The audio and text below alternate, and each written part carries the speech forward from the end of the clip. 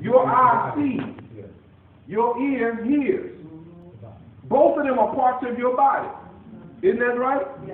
Is it that you don't think much of your eye because it only sees?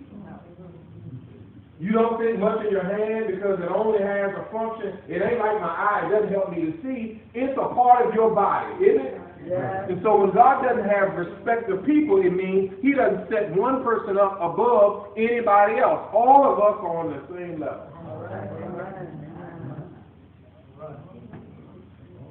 So I don't have to feel like, well, I wish I had his gift. Wish I had her calling. Wish I had her talent. I'm still special in your eye. Matter of fact, you were so special that you gave me a gift that's behind the scenes because you knew I could handle it.